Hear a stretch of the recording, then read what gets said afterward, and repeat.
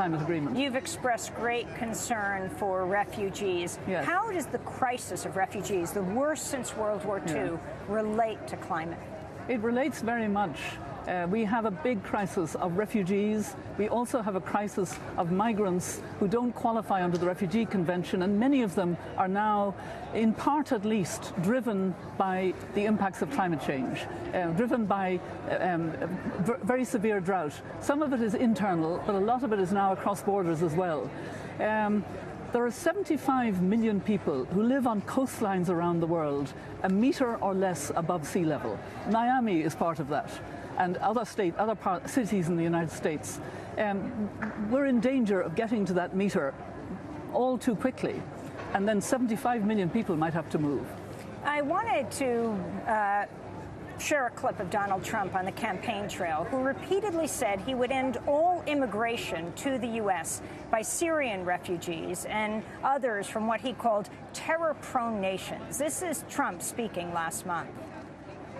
We're not going to take the risk when it comes to the safety of the American people, no longer. So let me state this as clearly as I can.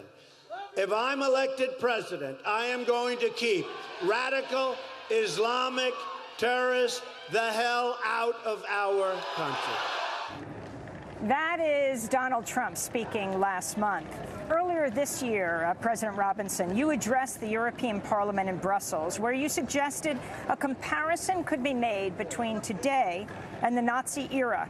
European people knew then, you said, what was happening to the refugees and still did little or nothing to save them. You said, quote, "I am not afraid of the refugees. I am afraid of the state of my conscience in 25 years' time if Europe fails to act now." I do feel very strongly about it, and so do the elders that I belong to, that were brought together by Nelson Mandela, 10 years ago. We have our 10th anniversary coming up. And we were in New York with the International Rescue Committee, listening to the very good policies they have on admitting refugees, including Syrian refugees. And the point is, there is an extremely careful vetting that goes on. So it's wrong to suggest that anybody could come in who would be potentially going to cause a problem. In fact, the problems, as I understand it, have been caused by those born in the United States or living in the United States for a very long time. And of course, we want to combat terrorism, but we have to understand the importance of fully supporting the Refugee Convention, but also all migrants have human rights. And that's the important message that we need to get across. This is Carl Higbee, a spokesman for the pro-Trump Great America PAC, defending a proposed registry for all Muslim immigrants by citing World War II Japanese internment camps. He spoke with Fox News' Megyn Kelly.